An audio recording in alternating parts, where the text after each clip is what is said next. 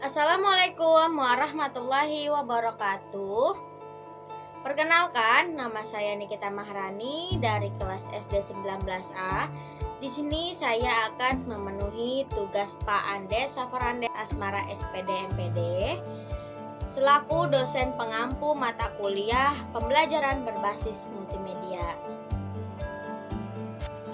Oke, di sini saya akan menyampaikan beberapa materi yang perlu kalian ketahui.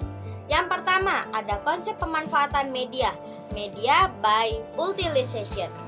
Media adalah satu komponen dan bagian yang sangat penting untuk menghasilkan sebuah proses mengajar dengan hasil yang maksimal, pembelajaran di dalam kelas maupun di luar kelas.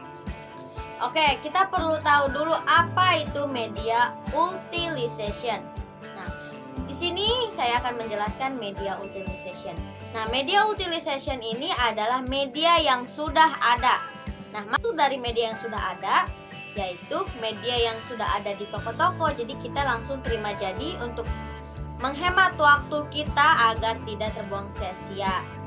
Nah, ada juga media yang kita buat. Nah, berarti yang media yang kita buat ini itu bukan media utilization. Media utilization menggunakan model Asher. Model Asher adalah sebuah model yang digunakan untuk pengembangan jenis media yang tepat dalam proses. Model Asher ini memberikan kait-bait pada pembelajaran guru bagaimana cara memanfaatkan atau disebut on the train line dengan kebutuhan mengajar kita. Yang pertama, ada analysis of the learner characteristic. Analysis of the learner characteristic ini yaitu kita perlu memahami latar belakang siswa dengan cara berapa usia si siswanya dan jenjang pendidikan si siswanya itu. Apakah si siswanya itu paham dengan media yang kita tampilkan atau tidak? Yang kedua, ada state objective. Nah, state objective ini kita harus menyampaikan tujuan pembelajaran yang akan kita capai kepada peserta didik dengan cara membuat RPS, RPP, di dalamnya tertera tujuan pembelajaran. Yang ketiga, select media and materials. Nah, select media and material ini kita harus menuliskan dulu nih tujuan pembelajarannya, lalu kita pilih media yang cocok untuk materi dan bahan ajarnya. Misalkan kita ingin membuat media animasi yang bergambar. Nah, kita bisa mencarinya di internet.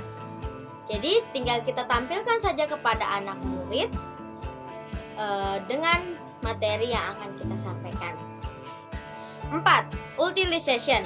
Sebelum memanfaatkan media dan bahan ajar yang ada, sebaiknya kita mengikuti langkah-langkah seperti ini. Yang A, mengecek bahan atau mereview materi. Nah, materi itu masih layak dipakai atau tidak. Yang B, mempersiapkan bahan. Yang C, mempersiapkan lingkungan belajar. Yang D, yang paling utama ini, mempersiapkan peserta didik.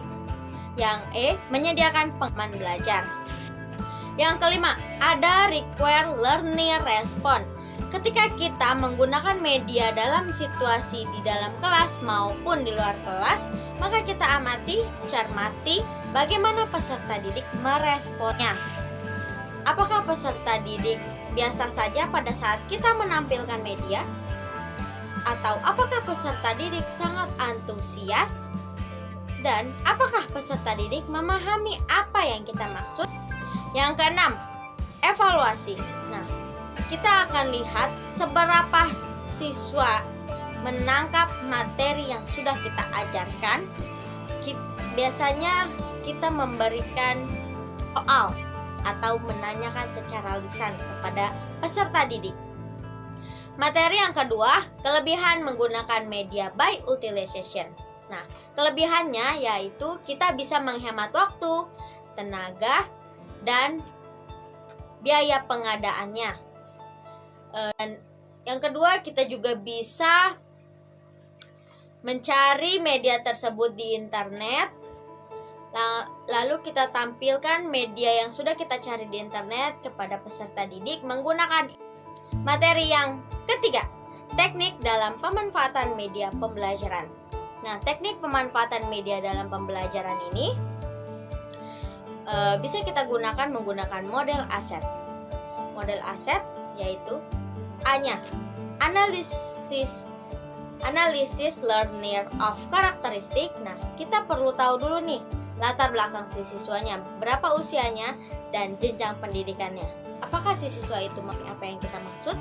Yang kedua, ada state objective. Nah, state objective ini kita harus menyampaikan tujuan pembelajaran kepada siswa agar tujuan pembelajarannya itu bisa tercapai oleh siswa.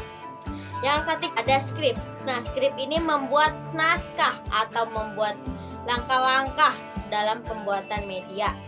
Yang keempat, ada eksekutif. Nah, eksekutif ini bisa langsung kita lakukan dengan cara membuat video, animasi, dan lain-lain. Yang kelima, ada try out and revision. Nah, try out and revision ini kita melakukan percobaan setelah sudah kita lakukan. Lalu ada pengulangan atau disebut revisi.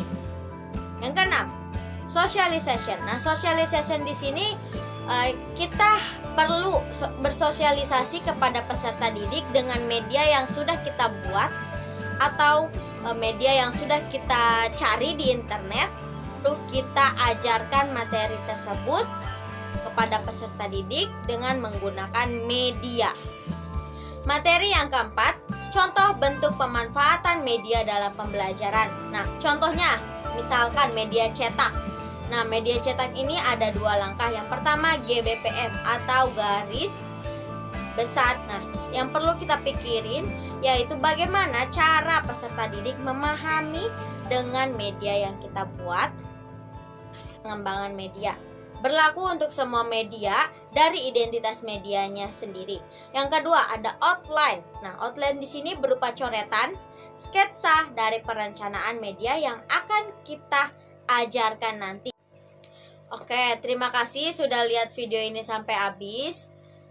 Semoga materi yang sudah saya sampaikan mengenai media by utilization atau media pembelajaran, semoga kalian jelas dan kalian mengetahui bagaimana caranya menggunakan media by utilization dan bagaimana membuat media pembelajaran itu sendiri.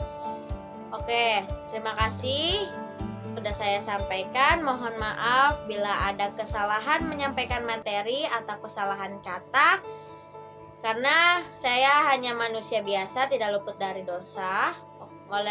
Wassalamualaikum warahmatullahi wabarakatuh.